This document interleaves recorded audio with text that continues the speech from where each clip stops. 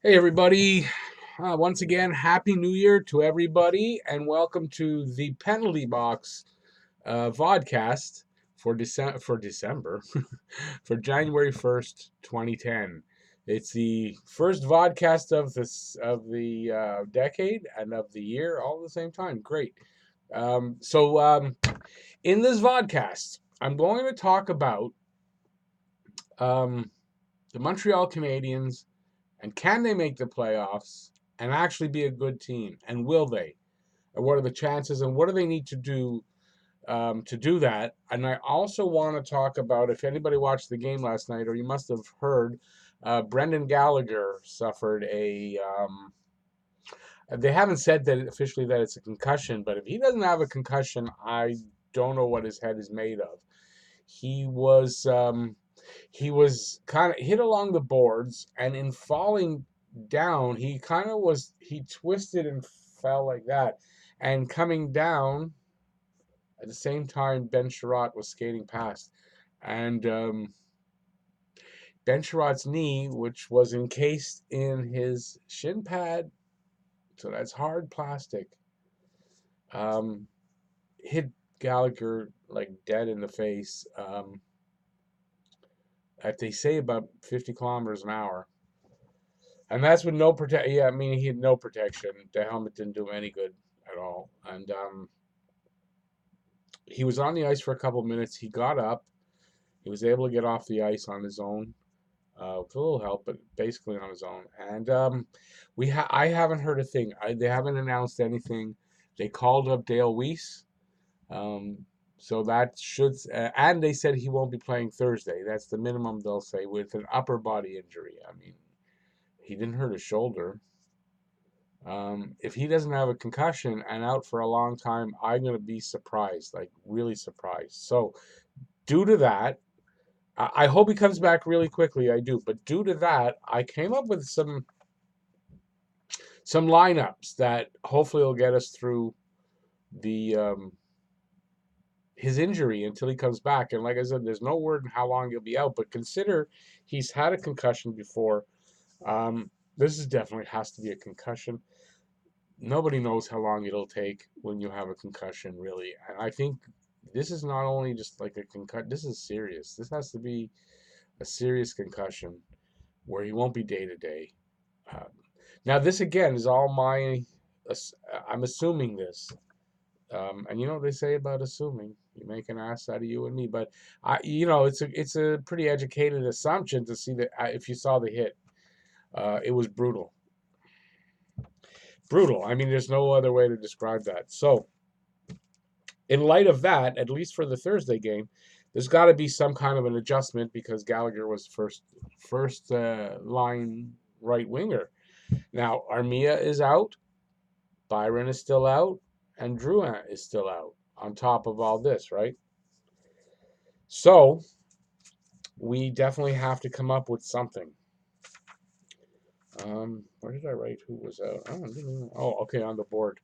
Um, And then I want to explain to you, after we go over what the lineup is, I want to explain to you how I think. Now, this I'm going to credit somebody because this is from a guy I really like, and I've mentioned him a lot of times in my videos. Brian Wild, who's a local sportscaster here in Montreal. He has a column and a podcast, two different things, and they're called Call of the Wild. His podcast for December 30th was excellent, and it was before the Gallagher injury. So if you do go and listen to it, I would suggest you do. It's very interesting. It's like 27 minutes long, and it's before that, so you might have to take a little bit of that into all this. So I've made lineups for while he's gone. Uh, a lineup for right now because Armia and Byron are both week to week, and I've heard nothing about when Drouin is going to come back. So then I made a lineup that would be like when Armia and Byron come back, and then also when Drouin is back. So I've got kind of three lineups, two boards to look at. Won't take that long. And I'm going to try to convince you guys how the road to the playoffs, and not only just getting there, but doing something when you're there, isn't that far away and Montreal can still make it. It will depend on a couple of things, yes, it will. But there is a path to the playoffs, and I'm going to try to convince you that Montreal's season is not over. As glum and as dark as it looks, Montreal's season, I don't think is over. It might be. Listen, it might be. They might not be able to recover from what's been going on defensively, Carey Price, all that. I grant you that. But they do have a path that if they can execute it, there could be some success here. So what I'm going to do is I'm going to click a button over here, and then instantly I'm going to be back with the boards. Well, with one, and then we'll go to the other. Okay, so here's my board. Okay, as you can see, I've got it all filled out already. So right now we've got Gallagher is out, Drouin is out, Byron is out, Armia is out. Byron and Armia were listed as week to week. That was last week, so they could be back anytime now. Drouin should be back by mid-January according to the original calculation. I did hear that he should be back early January instead, but I have not heard any update on that, and I haven't heard anything really about Drouin. So that leaves us with these 4 guys out, and these are the guys that are here. Unless there's a trade happening, the lineup has to be made from these guys. So this is what I've come up with for while these 4 guys are out. So first line, since Gallagher is injured, we've got to put somebody there. So I've got Tatar, Deneau, and Poehling. Ryan Poehling has been playing a lot better. He got robbed of a goal in the Carolina game. Robbed of a goal. That goal was good. There was no goaltender interference. For more on that, watch my review of that game. I'm not going to get into it because I don't want to start swearing on this. Okay, so Tatar, Deneau, Poehling. Second line, which has been together for a little while and has been playing really well together, and that's Lehkonen, Domi, Suzuki. Anybody who's thinking Suzuki should be centering right now until there's some people back, there's no way to do that. If you put Suzuki in the center, move Domi off to the wing, you're short a good right winger, a guy that can really play there. I don't know, maybe Lehkonen can play there, but I don't think it's the ideal thing to do. So I don't have that option. I didn't put it up here. So Lehkonen, Domi, Suzuki. Third line, KK is going to center, obviously, Cousins and Wheel. And I don't really like that, but I'm quite sure Claude Julien's going to go this way. And there's not a lot of option.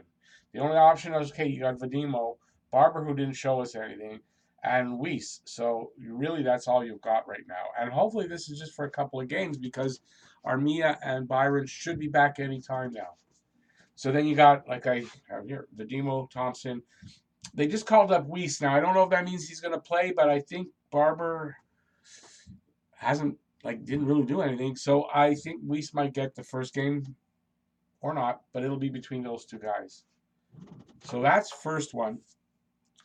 And let me get the other board, and I'll show you for when Armia and Byron come back, and then if Drouin is back at the same time. So I got one with just those 2 guys back, and one with everybody back except Galley. Okay, so as you can see here, there's a different board. See, you got different. It's different. Okay, so first lineup up on the top would be Byron and Armia are back. So it's I think interesting, and I think this is a pretty good lineup if you ask me. So you got Tatar, Deneau, Armia as the first line. I think Armia has a little bit more experience than the younger guys, and maybe on the first line be better over there. Second line would consist. This is how first I would like it as Suzuki centering Domi and Poehling, but you might see Julien not seeing it that way and have Domi centering Poehling and Suzuki. But you could go either way, and it's still pretty good. Suzuki's proven that he can play on the right wing or center and put up some points. Third line would be Lehkonen, KK, and Byron, and the fourth Cousins, Thompson, Wheel. So I think it pretty much gives you the best offense, and our offense is right now, I think 11th in the league. So you want to keep that going, and you want to be in the top 10. Look, listen, the top 10 in offense, top 10 in defense, and you're in the playoffs, and you're going to do some good stuff in the playoffs. That's more than likely. I don't know why I'm looking down myself. Sorry, guys. But, if you have top 10 numbers in both of those, you're going to do something. If you got top 10 numbers on defense, but your offense, you're not. If you got top 10 offensive numbers, but your defense lacks, you might make the playoffs, yes. But you're going to be like the Maple Leafs that, can't get out of the first round or can't get beyond the second round. Whatever, just scores tons of points, but can't win playoff games because the defense is lacking, and that's the problem. So, you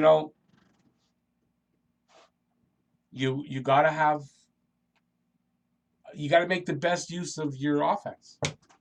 So now when Drouin's back, because now Drouin is a left winger, I was looking at it going, well, Drouin's back. It's not. What are we going to do?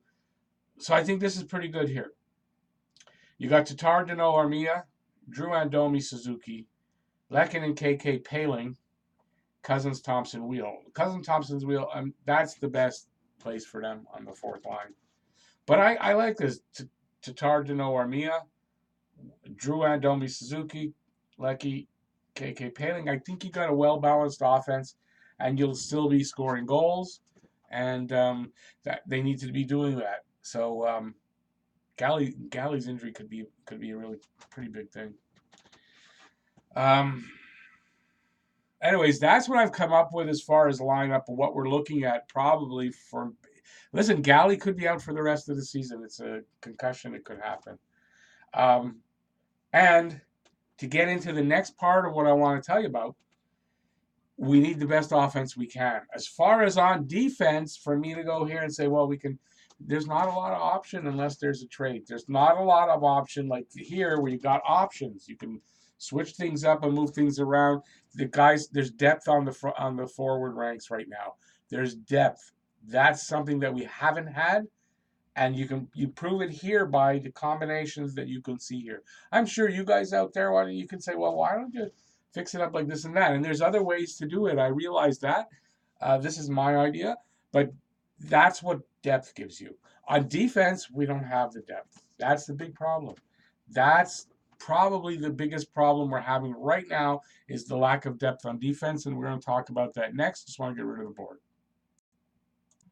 So the options on D aren't as simple. So we have two ways to do it. How do you improve your defense if you don't have the personnel? And that's trade. Right? Trade, or you wait for your kids to develop. So do we have the kids to develop? If we're going to play the patience game here and say, well, okay, so we might not make the playoffs. We'll have to wait till next year. What do we have coming up? Actually, you know what? I want to go a different route here. So sorry about that. I want to talk about trending. And what I was just talking about before I took the boards away is that to make the playoffs and to do damage in the playoffs, you want to guarantee yourself something like that. You need to, and I don't know if I'm wording this right. I know it's my words. Top 10 in offense, top 10 in defense gets you in solid, and you're more than likely going to do some damage, and you got a shot to win the cup. That's just the way it is. If you're top 10 in offense and you're top 10 in defense, you're a top team. If you're 15th or 16th or 14th, and you say you're 14th in offense and you're 15th in defense, you're going to get in more than likely, but are you really going to win anything? Are you going to go much beyond the first round? Maybe into the second, but are you going to make it out of the second round? More than likely not. And it's not to say that if you're top 10 in both and you can't get knocked out, that of course could happen. But in general, if you can go top 10 in both, you're gonna do well. Now, are the Montreal Canadiens there? Well, on offense, we are. Right now, we're currently 11th in offense, and our players are not only did they get us there, and we were earlier. I think we were higher up earlier in the year, but right now 11th. All of our offensive players, pretty much, at least the top 9, are trending up. What does that mean? They're trending up. They're not. This is they've got room to grow. They've got room for better numbers. All that kind of stuff. And who is it that's trending up? Did I write it down? Who's trending up? Now think about it on offense. You have Nick Suzuki. You think Nick Suzuki is trending down or up? He's trending up. Max Domi currently trending up. Look at how he was in Arizona.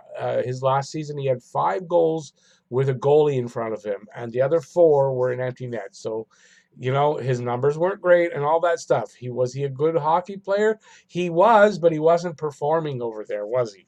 So no. Is he trending up here? Yes. Even after the slump that he had, he's got 6 goals in his last 6 games. He's got 10 points in those.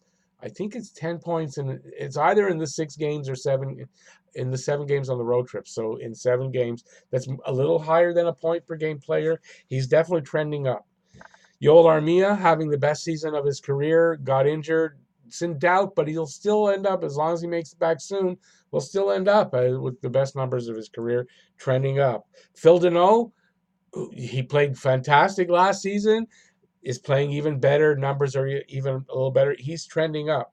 Thomas Tatar is trending up. He's leading the team in points. It looks like another career points here for Tatar. He's trending up. Jonathan Drouin, apparently even an injured Jonathan Drouin, is still trending up. Ryan Poehling, Jesperi Kotkaniemi, all these guys are trending up. Our offense is set. Our offense is ready.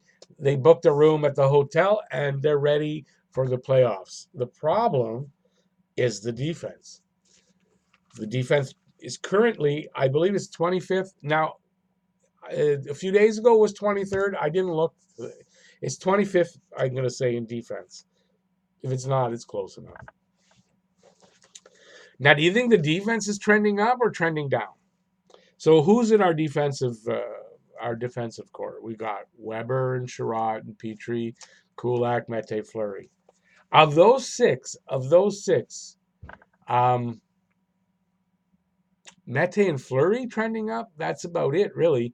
Ben Sherratt, you might say, is trending up, but Ben Sherratt, I would think, he's risen above what he's normally done in his career, but you've got to say that he might be plateauing at this point. I don't know that he can go that much higher than what he's doing now. So he's either plateauing or he's on the sideways, but he might be trending up a little bit. But basically, it's Mete and Fleury, you can honestly say, are the only two trending up. Is Kulak trending up? No. Kulak, who had a good season last year, I saw somewhere, I read something about this, and it makes sense. A guy could score 10, 20, say he scores between 5 and 10 goals a year. He's, say, a 10-year veteran. He's basically it. Then on the 11th year, scores 20. It's a contract year. What do you think the odds are that next season he's going to score the 20 or he's going to go back to the 5 to 10 goals a year? More than likely, he's going to go backward to that 5, 10 goals a year and be the player that he was, that over the years proved that he was. Now, Kulak, yes, a younger player, but Kulak was playing a little bit above his potential probably last year, and he's not this year, which is kind of in that vein, right? He was kind of a certain guy that the move to the team last year, was it last year or the year before? Anyway, it elevated his game, but it didn't last, and he's basically back to the player that he more than likely is, which is basically a journeyman defenseman who might not be a top 4 like we were thinking. I definitely was going into this season that he's a top 4. He played like it last year. He's not trending up.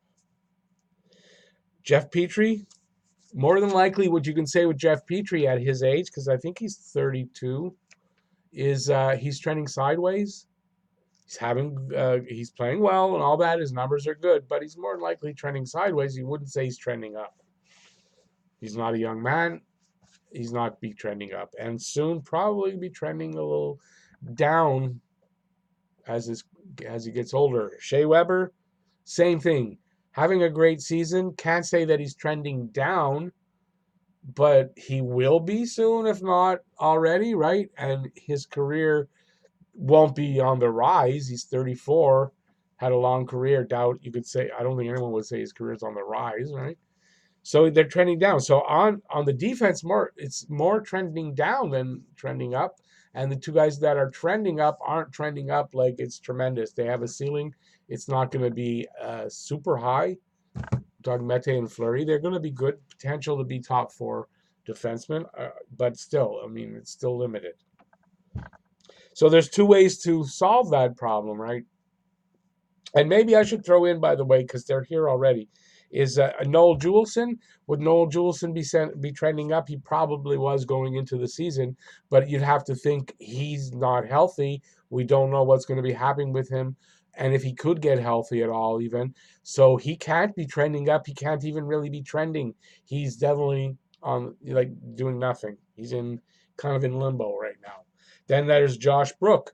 Josh Brook, who we had a lot of hope for, thought he'd be better chance than Cale Fleury to make the team this year, and Fleury has made the team and done well, and Brook is still struggling to find minutes to play in Laval on usually third pairing, not doing well. So when could he get here? A year, 2 years, 3 years down the road? He's not trending up right now unless he starts to turn it around. So there are players, though, that are trending up, but the thing is, when are they going to get here? You have an Alex Romanov, definitely a trending up player, playing in the World Junior Championship right now and playing really well, and might end up being the tournament, the best defenseman of the tournament, which he won last year. And if he would win it this year, it would be only the second time that it happened. The first time, was it Fetisov? Fetisov won. It's been a long time, and it would only be the second time. So this is a guy that's trending up, but the problem is, when does he get here? We don't know. We don't even know if he's coming here. If you read stories, it depends on where the story comes from. And some say that the KHL is going to sign him. The team's going to sign him for 2, 3, 4 years. It's imminent, and some will say that he's coming here. Bergevin will tell you he's pretty sure he's coming here, but it's still up in the air. We don't know. So that's down the road. And then even if he does come here, and I'm a big Alex Romanov guy, I think he's going to be great, and will be great along with Weber, but it might not be like a standout year in his first season. So he'll come here, say he does come here for next year. He might not be at his best yet. That could take a couple years, 3 years, maybe even, but still trending up. Matthias Norlinder, great talk about him. You only hear great things about him, but it's going to be 2 years, 3 years before we see him here. Trending up, though. Jordan Struble, same thing, 2, 3 years. Jordan Harris, same thing, maybe a couple of years before. So if you have patience and we wait for another couple of years, there's solutions there. That's for sure. There's definitely solutions. As long as these guys keep improving and doing what they're doing, there's big improvement there. Big improvement there to come. Great. The pipeline to the NHL for defense in the Habs system is looking really good. But does it help us today? Does it help us this season to make the playoffs? It doesn't. It won't. So there has to be a trade. If there's no trade, if he does, there has to be, or we play the patience game. Simple as that. That's from the defensive side. What can offset the patience game is goaltending.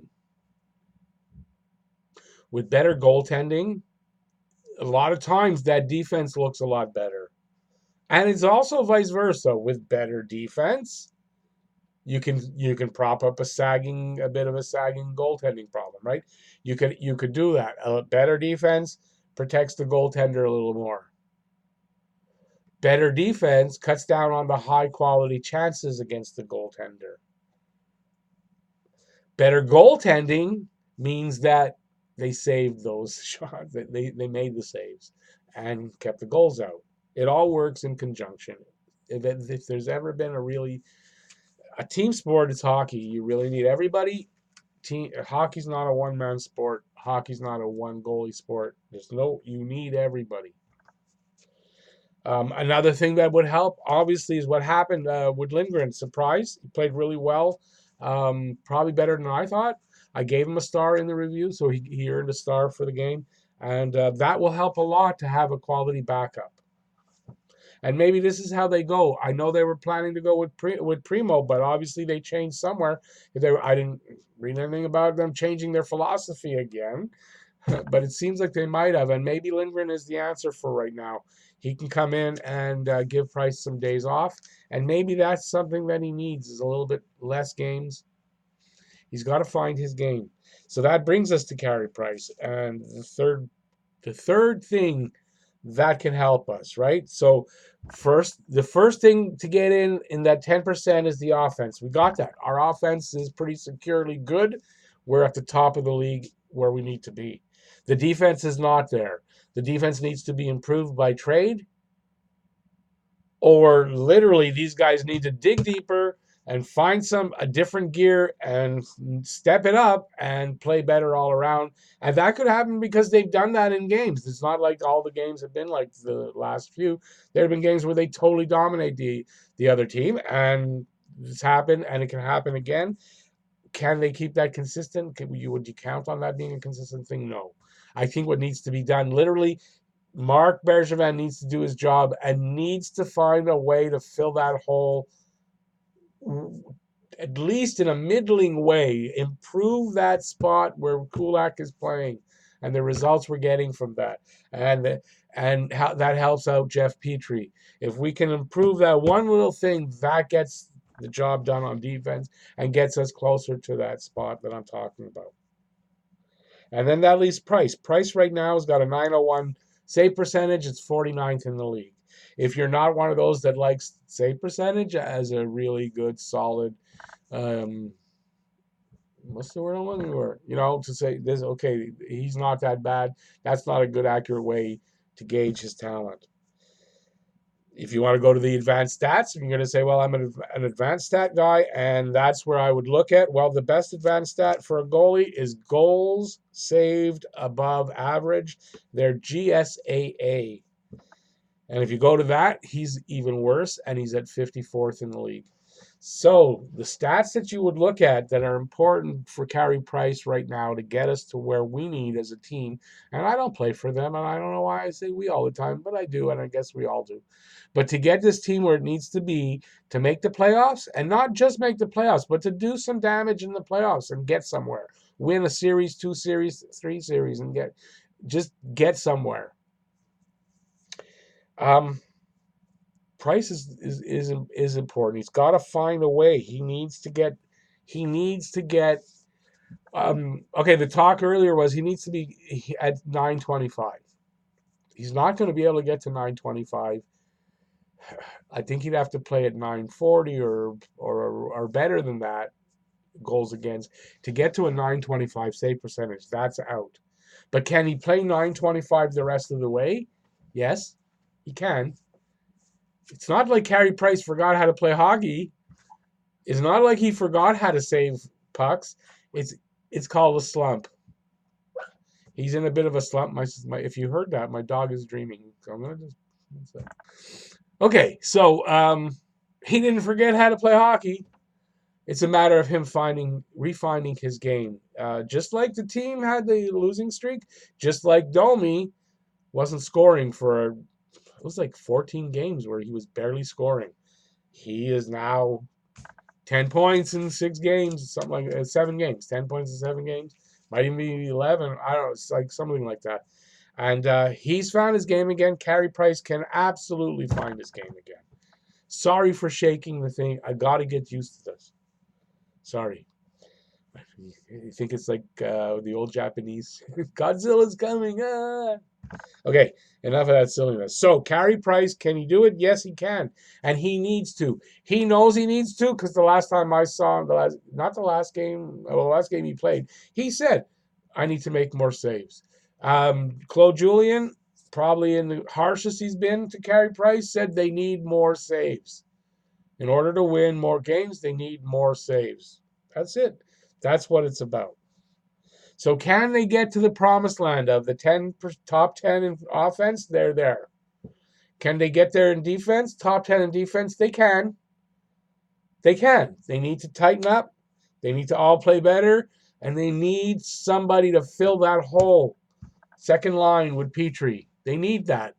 if they can manage to find somebody that's going to be more consistent to play a little bit better, and maybe Kulak will. In my opinion, Kulak played better the last couple of games. Played to where you want to see him play. If Kulak could find the player he was last year and bring that into back into his game, that'll do the trick. Because the way to get to playing 925 save percentage, partly on the defense by improving, by filling that hole, can get you up to 910, 912, 913. And then by Carey Price finding his game, remembering how to save pucks. And listen, in the last couple of games, where he's best at in the league, he's at the top of the league, is that north-south. That means basically straight on. Somewhere from the face-off circle to the other face-off circle. In the slot and a little bit expanded. If he faces a shot in there, he stops it. Not this weekend. Not this weekend. They had the odd man rushes and the guys played properly and Carey Price did not stop it. So he needs to find his game. If Carey Price finds his game and the offense, the defense improves, and then suddenly you're a top 10 on D. And your save percentage is at 910, 912, something like that. And then you can make it. And that can happen. It does not going to take that much. It's not going to take trade this guy, trade that guy, fire Bergevin, fire Julian. It's not going to take that. It's going to take either patience and, you can forget maybe this year. It's possible. We got to wait for Romanov. I mean, I don't know what it's like for Bergevin to find guys like we need. But if Kulak could step up, because look, Mike Riley's not going to do it. Christian Folan's not going to do it. And there's nobody on the farm right now that can come in on defense and help. So maybe Brett Kulak's got to look in the mirror and say, hey, it's up to me. I'm going to have to do it. And if he can get better, or they make a trade, maybe they send him away and they bring in somebody else that can do the job. There's point 2. You're top 10 in defense. And if Carey Price, I think to get to top 10 defense, Carey Price and the defense are going to have to get better at the same time. But if that can happen, and you're top 10 in defense, well, your ticket is punched. And you're going to go to the playoffs, and you're going to do something there. And Montreal could do it. We're in a division right now that is possible. But we got to do it now because the other teams in the division are starting to make that move. Although Tampa, they lost last night, so that was a good thing. But Florida, Toronto, they're playing better. And they're going to take that spot. And there's only 2 spots. We're not going to catch Boston, although it's possible. Boston, go check their numbers for the last little while. They're not the best team. If their record shows they're 3rd or 4th or 5th in the league, they're not really. Their numbers are inflated by the weak division they play in. Do I think we could catch them? No. But 2nd place, 3rd place are open. They're open to the teams that want them and will go after them. And for Montreal to go after them, they have to improve the defense, and Carey Price has to find his game, and maybe Charlie Lindgren has to play and be good too. These are the things that need to be done. But believe me, guys, if they do these things, they will make it, and they will be good. Is it a hope and a prayer? It might be. It might be a little bit, and because I'm not saying this is a guarantee they're going to do it. These things have to happen. They do. You got to execute. It's like anything else. I can write all this stuff on paper. Doesn't mean it's going to happen. Montreal Canadiens have to execute. Are they capable? 100% they are. Although, look, I'll give the Kulak thing. I don't know. He did it last year, so he's capable. Carey Price, without a doubt, is capable. Carey Price has the game in his bag. Whether he can bring it out or not, that's the thing. He's 31, 32. He's not over the hill. He can still do it. He's got a few years left where he can be at the top of his game. He can do it, and that's what we need, and that's what we need to see. If it doesn't happen, no, our hopes for the playoffs are out. We're, on pace for 86, 88 points, something like that. It's not enough. It's not good enough. It's not going to happen. So, if I haven't convinced you with that, Maybe because I'm not very good at my stuff. I don't know. Brian Wild's very convincing. Go and listen to his podcast. No, I don't know him. He doesn't know I'm plugging him. But this guy is really good, and you should start listening to him. I really suggest it. He's got a once-a-week podcast and a column after every game. And he's good. And I might have done a poor job to explain what he explains, and I think that the chance is there. So I said it in the I think I did a mini vodcast the other day, and I was saying, don't panic, don't panic. It's not the time to panic. Panicking will do nothing, and panicking won't get that defenseman that we need. If we go after a panic move, we're gonna get garbage again, and give up way too much. So patience. Gotta have patience. This is a good team. If we don't win and get in the playoffs this year, it doesn't matter. And this is why. Because next year we're going to be better. And the year after that, we're going to be better. And why? Because there's players in the pipeline that are coming in and they're going to make this team better. Just like Nick Suzuki, just like Jesperi Kotkaniemi, just like Cale Fleury, and just like Ryan Poehling. And if you don't think those guys are making us better currently right now, then you don't know hockey.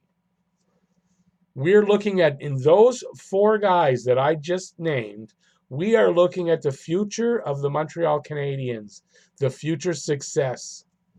There's a few more guys coming that are going to also make that future success. But it's there because the quality of the player is there. And the development process is there. Okay, I'm a little too. This is it. I don't want to go any more than this. Sorry. So I'm glad you listened. If you liked the, please give a thumbs up. I appreciate it. If you haven't subscribed or get the notification bell, please do that too. I really appreciate that. And leave me any comments. What you think for what I said. What you think about that, and any ideas you have. And look, any lineup changes. Those are just my ideas for the lineups. You guys might have better ideas. There's with depth comes options, and we have the depth up front, so there's a lot of options. So let me know in the comment section what you think, and I think I'm going to end it there. My voice is going. I got a cough and I don't want to do it on. So okay, thanks for watching, everybody. I really do appreciate it. Happy New Year. Happy New Year. It's hopefully going to be the Roaring 20s. 100 years ago was the Roaring 20s. 100 years later, why not? Okay, so that's it. Well, it's the vodcast. I don't usually do Go Habs. Go Habs, go! And I'll see you next week for the vodcast. If you have any questions you want to ask me, hey, put them in the comment section. I will answer them. Bye, everyone.